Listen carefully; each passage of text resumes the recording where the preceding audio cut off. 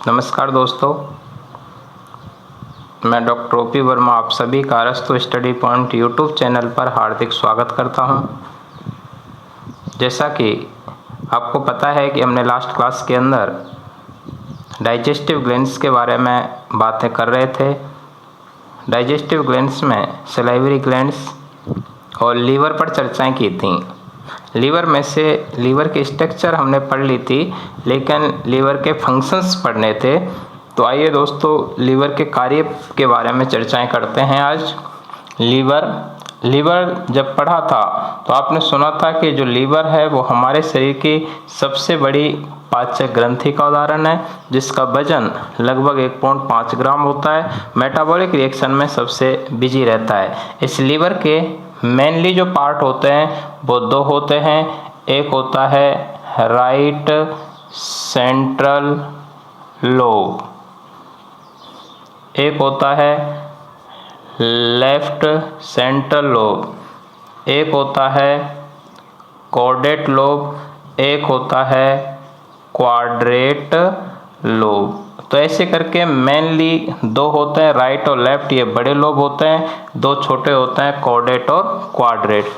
इनमें से ये जो राइट सेंट्रल लोब है, इस राइट सेंट्रल लोब के अंदर होता है पित्ताशय या गॉल ब्लैडर।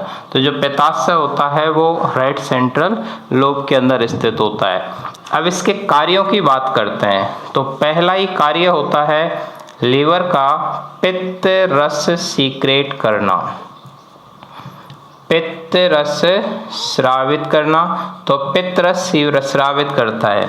ये पित्त रस किससे निकलता है? लीवर से। और लीवर के अंदर हेपेटोसाइट सेल्स होती हैं। और ये पित्त रस वाइल जूस का संग्रह कहाँ पर होता है?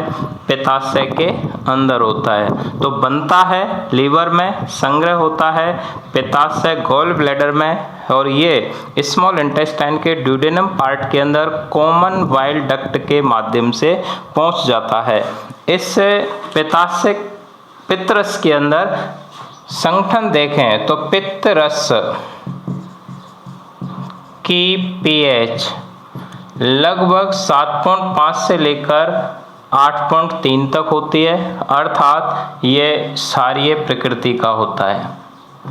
तो पित्तरस कैसा रहता है? क्षारीय प्रकृति का। ये जो पित्तरस है, इसके अंदर किसी भी प्रकार के पाचक एंजाइम नहीं पाए जाते। पित्तरस में किसी भी प्रकार के पाचक एंजाइम्स नहीं पाए जाते हैं। ये प्रश्न एग्जाम में खूब पूछा जाता है और फर्स्ट ग्रेड लेक्चरर वाले एग्जाम में 2 बार आ चुका है, 2012 के अंदर भी और ये 2020 के अंदर भी। ये आरपीएससी 2012 में भी आ चुका है, 2020 में भी आ चुका है। तो जो वाइल जूस है उसके अंदर किसी भी प्रकार के डाइजेस्टिव एंजाइम्स नहीं होते। इसी कारण इसे स्यूडो डाइजेस्टिव जूस कहा जाता है, आभासी पाचक रस कहते हैं। इसके अलावा इस पित्तरस में पाए जाते हैं पित्त लवण पाए जाते हैं। पित्त लवण वाइल साल्ट्स पाए जाते हैं। वाइल साल्ट्स के अंदर जैसे सोडियम बाइकार्बोनेट, सोडियम बाइकार्बोनेट होते हैं, या टोरोकोलेट होते हैं, या ग्लाइकोलेट होते हैं। सोडियम बाइकार्बोनेट, टोरोकोलेट और ग्लाइकोलेट, ये मेन पित्त लवण इस वाइल जूस के अंदर पाए जाते हैं। इनके अलावा इनके अंदर पाए जाते हैं पित्त वर्णक, वाइल पिगमेंट होते हैं। और वाइल पिगमेंट मेनली दो होते हैं हमारे शरीर के अंदर। एक होता है बिलीरुबिन और एक होता है बिलीवर्डिन। बिलीरुबिन और बिलीवर्डिन, ये जो बिलीरुबिन होता है ये पीले रंग का होता है, और ये जो बिलीवर्डिन है ये हरे रंग का होता है।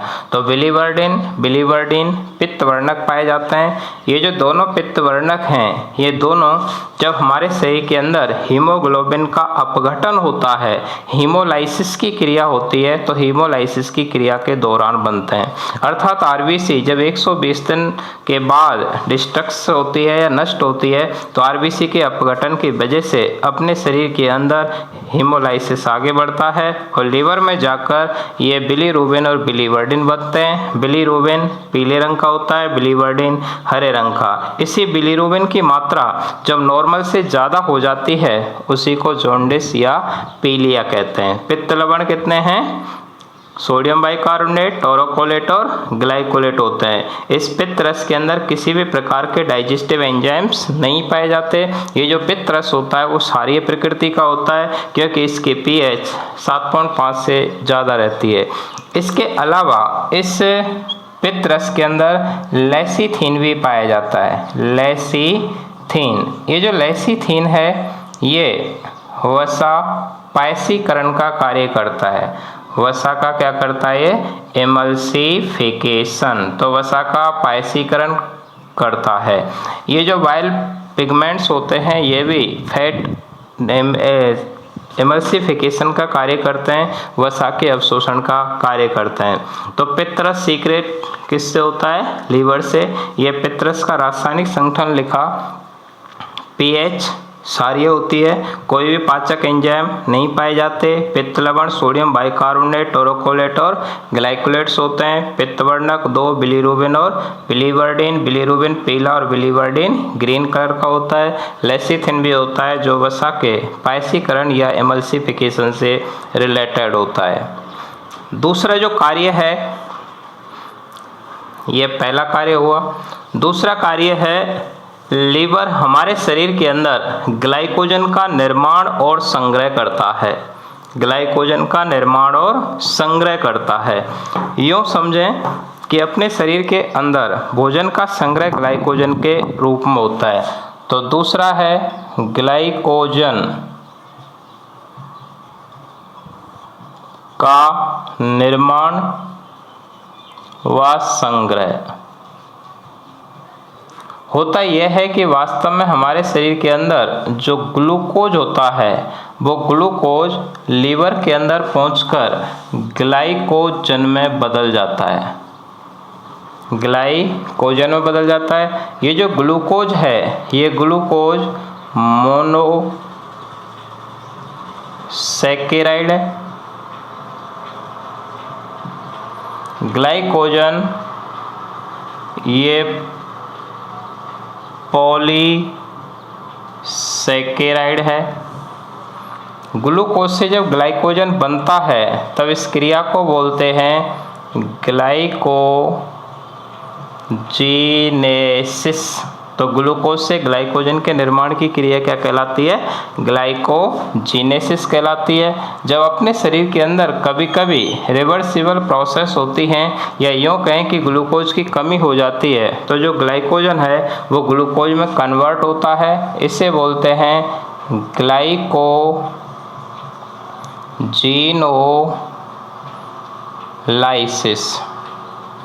ग्लाइकोजीनोलाइसिस। तो ग्लाइकोजीनोलाइसिस का अर्थ होता है ग्लाइकोजन से ग्लूकोज बनना, और ग्लूकोज से ग्लाइकोजन बनता है तब उस क्रिया को क्या कहेंगे? ग्लाइकोजीनेसिस। ये जब ग्लाइकोजीनेसिस की क्रिया होती है तो ग्लाइकोजीनेसिस को प्रेरित करने का काम करता है इंसुलिन हार्मोन। कौन सा हार्मोन? Insulin hormone. और जब ग्लाइकोजन से ग्लूकोज के निर्माण की क्रिया होती है तब ये क्रिया को प्रेरित करता है ग्लूकागोन हार्मोन। तो ग्लूकागोन हार्मोन ग्लाइकोजीनेसिस को जीनोलाइसिस को प्रेरित करेगा, जबकि इंसुलिन हार्मोन है वो ग्लाइकोजीनेसिस को प्रेरित करता है। ग्लूकोज से ग्लाइकोजन, ग्लाइकोजन से ग्लूकोज में रूपांतरण ये लीवर का काम होता है। लीवर के अंदर ग्लाइकोजन का निर्माण भी होता है और संग्रह भी होता है। तो ग्लाइकोजन के निर्माण और संग्रह का काम भी करता है। तीसरा इसी का काम होता है यूरिया का संश्लेषण करना। यूरिया का संश्लेषण करना। यूरिया का संश्लेषण हमारे शरीर के अंदर ऑर्निथिन चक्र के द्वारा होता है, अर्थात अपने शरीर के अंदर जो कार्बन डाइऑक्साइड और जो अमोनिया होती हैं ये आपस में मिलती हैं, एक साइकिल चलता है, उस साइकिल को बोलते हैं ऑर्निथिन साइकिल। ऑर्निथिन साइकिल की क्रिया के दौरान बन जाता है यूरिया सूत्र होता है NH2CO NH2। यूरिया की मात्रा जो हमारे ब्लड के अंदर लगभग 17 से 37 मिलीग्राम यानी 40 मिलीग्राम परसेंटेज से कम होनी चाहिए, जबकि मूत्र के अंदर यूरिन के अंदर 2% होती है। इस यूरिया के निर्माण की क्रिया ऑर्निथिन साइकिल से होती है, और ऑर्निथिन साइकिल कहाँ चलता है? लीवर के अंदर चलता है। ऑर्निथिन साइकिल के दौरान कार्बन डाइऑक्साइड तथा अमोनिया दोनों आपस में यूरिया में बदल जाती हैं मिलकर। चौथा इसी का काम होता है हमारे शरीर के अंदर जो लैक्टिक एसिड मसल्स में बनता है, लैक्टिक एसिड, उस लैक्टिक एसिड जो पेशी में थकान का कारण होता है, लैक्टिक एसिड को ग्लाइकोजन में बदलने का काम करता है। होता यह है कि हमारी जो स्ट्रेटेड मसल्स या रेखित पेशी होती हैं, और रेखित पेशियों के अंदर जब निरंतर अपन काम करते हैं तो थकान हो जाती है। थकान लैक्टिक एसिड डिपोजिशन की वजह से होती है, और लैक्टिक एसिड को ये किस में बदल देता है? ग्लाइकोजन में। और जब ये लैक्टिक एसिड ग्लाइकोजन में बदलता है तब इस चक्र को बोलते हैं कोरी चक्र। कौन सा चक्र? कोरी चक्र कहते हैं, कोरी साइकिल। तो कोरी साइकिल भी कहाँ चलेगा? लीवर के अंदर, जिसके दौरान रेखित पेशी में बने हुए लैक्टिक एसिड को ग्लाइकोजन में बदल दिया जाता है, जिससे पेशी रिलैक्स होने लग जाती है। तो पेशी को क्या कर देगा? रिलैक्स कर देता है। इसी का काम होता है हमारे शरीर के अंदर विटामिन ए का निर्माण और संग्रह करना। विटामिन ए का निर्माण व संग्रह करने का काम भी करता है। तो विटामिन ए, जिसे रेटिनॉल कहते हैं, उस रेटिनॉल का निर्माण तथा संग्रह करने का काम भी यही करता है। इसी का काम होता है हमारे शरीर के अंदर जो क्लॉटिंग फैक्टर्स होते हैं ब्लड में, क्लॉटिंग फैक्टर, ये क्लॉटिंग फैक्टर हमारे ब्लड के अंदर रक्त का थक्का बनाते हैं। ये क्लॉटिंग फैक्टर्स का निर्माण भी लीवर में होता है, तो क्लॉटिंग फैक्टर्स का निर्माण भी करता है।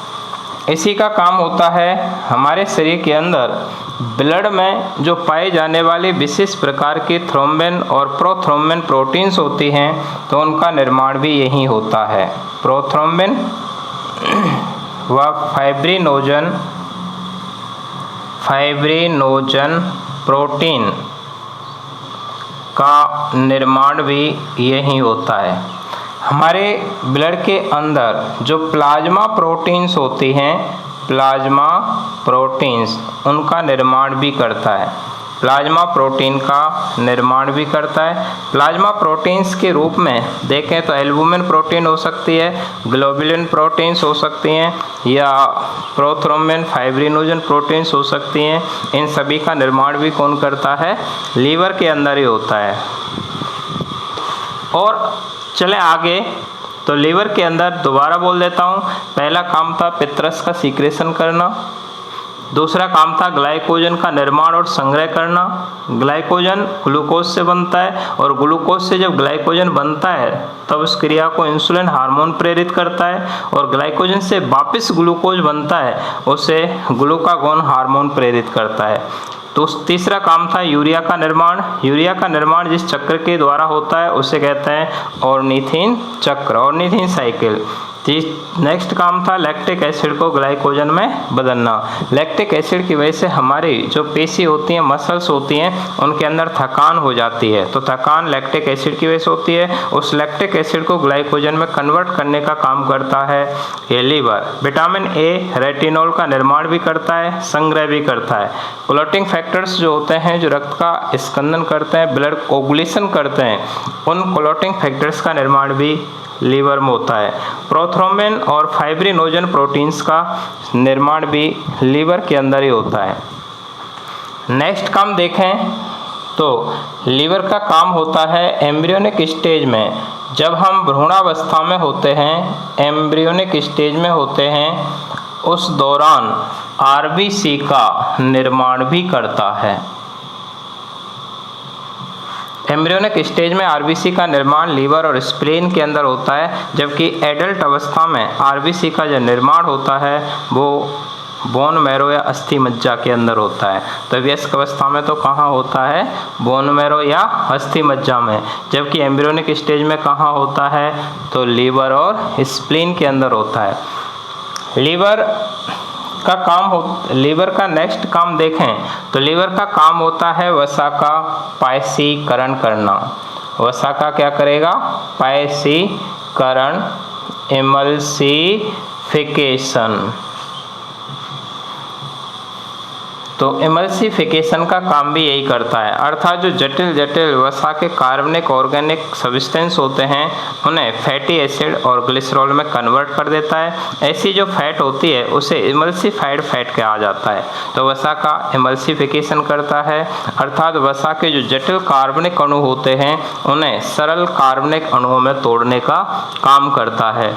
लीवर हमारे शरीर के अंदर मेटाबॉलिक रिएक्शंस में तो सबसे बिजी रहने वाला ऑर्गन्स है। अपने शरीर के अंदर जब ग्लूकोज की बजाय शरीर में विभिन्न प्रकार के एमिनो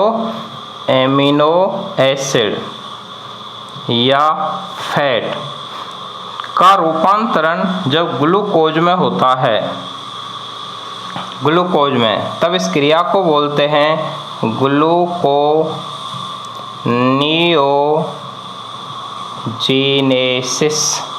ग्लूकोनियोजेनेसिस। तो ग्लूकोनियोजेनेसिस का मतलब होता है एमिनो एसिड या फैट से ग्लूकोज के निर्माण की क्रिया।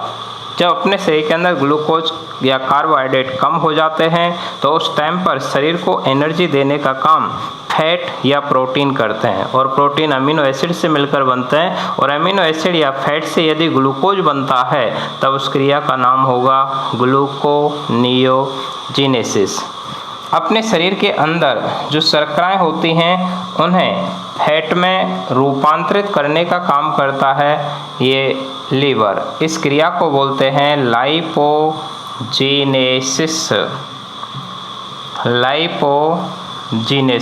तो लाइपोजीनेसिस का मतलब होता है शुगर से फैट के निर्माण की क्रिया। तो शुगर से फैट के निर्माण की क्रिया लाइपोजीनेसिस कहलाती है। अपने जो फैट है वापस जब शुगर में टूटती है तब इस क्रिया को बोलते हैं लाइपोलाइसिस। लाइपोलाइसिस यानी फैट डिस्ट्रक्शन।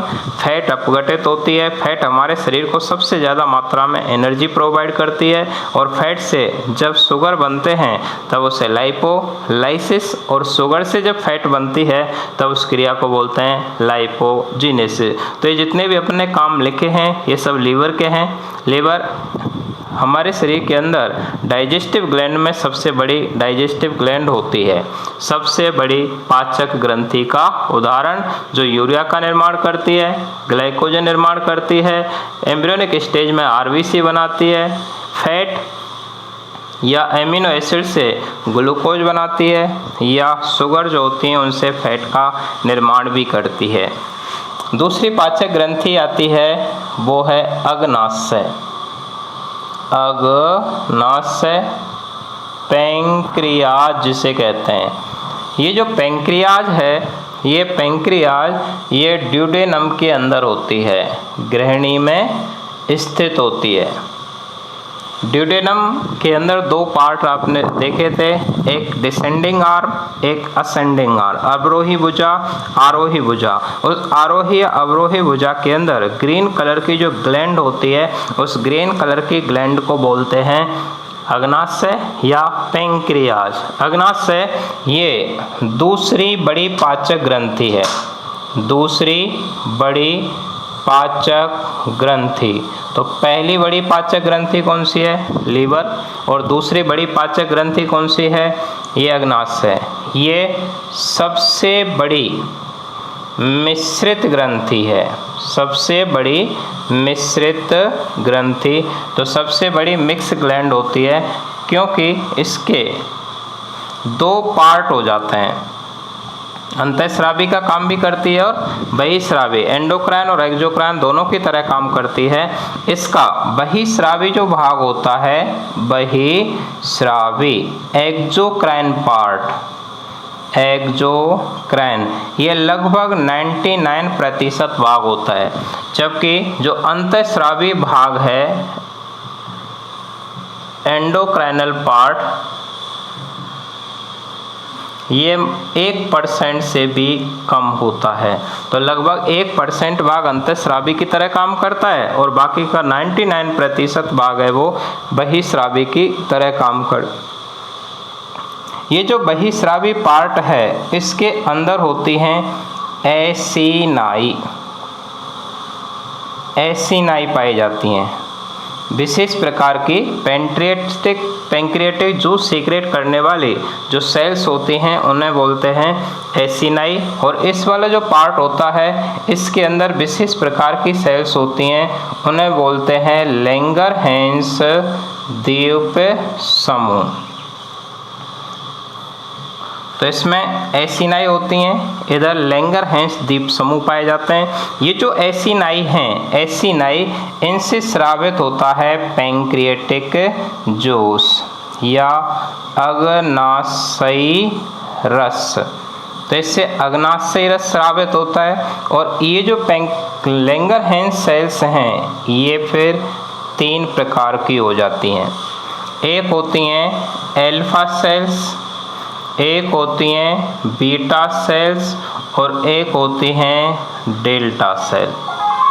लैंगरहैंस द्वीप समूह के अंदर 3 प्रकार की सेल्स पाई जाती हैं, एक एल्फा सेल्स, दूसरी बीटा सेल और तीसरी होती हैं डेल्टा सेल। ये जो एल्फा सेल्स हैं इनसे सीक्रेट होता है ग्लूकागोन हार्मोन, ग्लूकागोन हार्मोन। तो इनसे ग्लूकागोन हार्मोन स्रावित होता है। ये जो बीटा सेल्स हैं इनसे स्रावित होता है इंसुलिन हार्मोन। और जो डेल्टा सेल हैं इनसे स्रावित होता है गैस्ट्रिन, सेरोटोनिन,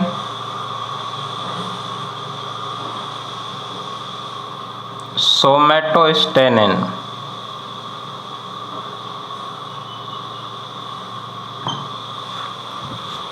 दोबारा सुन लें। अग्नाशय ग्रंथि जो ड्यूडेनम में स्थित होती है शरीर की दूसरी बड़ी पाचक ग्रंथि का उदाहरण है, जो कि एंडोक्राइन और एक्सोक्राइन दोनों की तरह व्यवहार करती है। और एंडोक्राइन और एक्सोक्राइन दोनों की तरह व्यवहार करती है, उसे मिश्रित ग्रंथि कहते हैं। तो सबसे बड़ी मिश्रित ग्रंथि का उदाहरण है। इसके अंदर 2 पार्ट होते हैं, exocrine part, endocrine part. Exocrine part होता है वो 99% के लगभग होता है, जिसके अंदर एसिनाई पाई जाती हैं। विशेष प्रकार की ग्लैंडुलर सेल्स होती हैं जिनसे पैंक्रियाटिक जूस या अग्नाशयी रस सीक्रेट होता है। बाकी का जो दूसरा अंतःस्रावी भाग है वो 1% तक होता है, जिसके अंदर लैंगरहैंस द्वीप समूह पाए जाते हैं। ये जो लैंगरहैंस सेल्स हैं ये 3 प्रकार की होती हैं, फिर अल्फा, बीटा और डेल्टा। अल्फा सेल्स जो होती हैं उनसे ग्लूकागोन हार्मोन सीक्रेट होता है और ग्लूकागोन हार्मोन का काम होता है ग्लाइकोजन से ग्लूकोज का निर्माण करवाना। बीटा सेल से इंसुलिन हार्मोन सीक्रेट होता है और इंसुलिन हार्मोन का काम होता है ग्लूकोज से ग्लाइकोजन के निर्माण की क्रिया को प्रेरित करना। और तीसरी सेल है डेल्टा, इनसे गैस्ट्रिन, सेरोटोनिन और सोमैटोस्टेनिन हार्मोन सीक्रेट होते हैं। सेरोटोनिन, गैस्ट्रिन और सोमैटोस्टेनिन हार्मोन सीक्रेट होते हैं। इनका काम होता है वास्तव में जो इंसुलिन और ग्लूकागोन हैं उन दोनों की क्रिया पर नियंत्रण करने का काम करती हैं। तो ये इसका अंतःस्रावी पार्ट। ये जो अग्नाशयी रस है ये पैंक्रियाटिक जूस, पैंक्रियाटिक जूस हमारे शरीर का सबसे शक्तिशाली पाचक रस भी होता है। हमारे शरीर का सबसे शक्तिशाली पाचक रस पैंक्रियाटिक जूस, अग्नाशयी रस।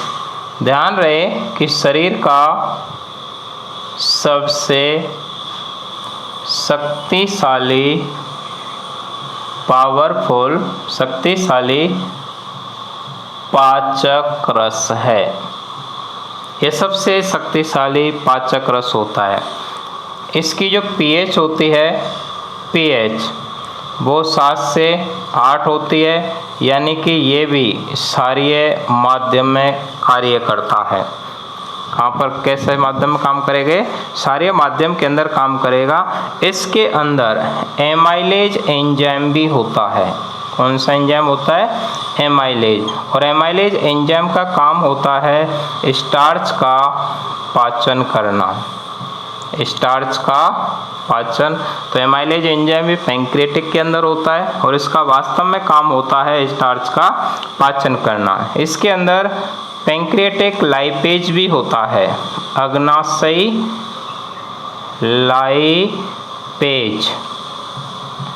और अग्नाशयी लाइपेज का काम होता है वसा का पाचन करना, यानी कि ये फैट को अपघटित करता है, अर्थात ये जो जितने फैट हैं उन सभी को फैटी एसिड और ग्लिसरॉल में कन्वर्ट करने का काम करता है। इसके अलावा एमिनो पेप्टाइडेज भी होते हैं। Amino peptidase.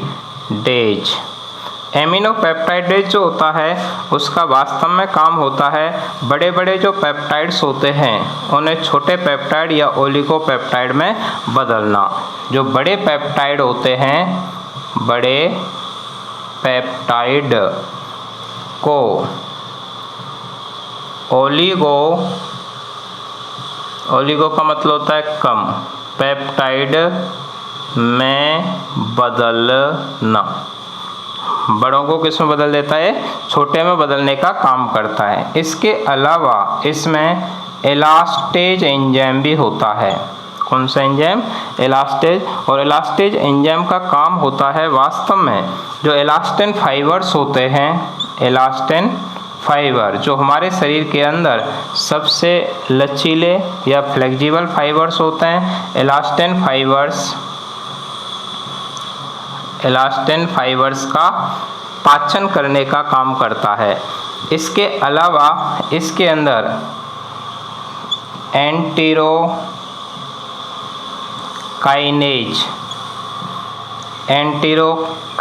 भी होता है। और एंटेरोकाइनेज का वास्तव में काम होता है ट्रिप्सिनोजन को ट्रिप्सिन में बदलना। जो ट्रिप्सिनोजन निष्क्रिय एंजाइम होता है उसको ट्रिप्सिन में बदलना। ट्रिप्सिनोजन को ट्रिप्सिन में बदलना। ये ट्रिप्सिनोजन निष्क्रिय एंजाइम है और ट्रिप्सिन सक्रिय एंजाइम होता है। और ट्रिप्सिन का काम होता है प्रोटीन का पाचन करना। प्रोटीन का क्या करेंगे? पाचन। इसके अलावा न्यूक्लियेजेज एंजाइम भी होते हैं। न्यूक्लियेजेज। और न्यूक्लियेजेज एंजाइम जो होते हैं ये न्यूक्लिक एसिड का अपघटन करते हैं। न्यूक्लिक एसिड का, तो न्यूक्लिक एसिड का अपघटन करने वाले एंजाइम्स कौन से होते हैं? न्यूक्लियेजेज होते हैं। एंटेरोकाइनेज ट्रिप्सिनोजन को ट्रिप्सिन में बदलता है। ट्रिप्सिन किसका पाचन करेगा? प्रोटीन का पाचन। एलास्टेज एलास्टिन फाइबर्स का पाचन करता है। एमिनोपेप्टाइडेज जब बड़े बड़े पेप्टाइड बॉन्ड होते हैं उनको तोड़ देता है, जिससे बड़े पेप्टाइड ओलिगोपेप्टाइड में बदल जाते हैं। पैंक्रियाटिक लाइपेज वसा का पाचन करता है। एमाइलेज स्टार्च का पाचन करता है। ये जो पैंक्रियाटिक जूस है ये पैंक्रियाटिक ग्लैंड से सीक्रेट होकर ये ड्यूडेनम के अंदर पहुंचता है और ड्यूडेनम के अंदर छोटी आंत में पाचन करवाएगा। तो ये अपन ने डाइजेस्टिव ग्लैंड्स के बारे में अध्ययन किया। डाइजेस्टिव ग्लैंड में सैलिवरी ग्लैंड, लीवर और पैंक्रियाटिक ग्लैंड का अध्ययन किया, उनके फंक्शन देखे, स्ट्रक्चर देखे। यहाँ से आगे की बातें अपन नेक्स्ट क्लास में करेंगे। आप सभी को बहुत धन्यवाद। आप सभी से रिक्वेस्ट है कि आप अरस्तु स्टडी पॉइंट को लाइक करें, सब्सक्राइब करें और शेयर करें। Thanks to all.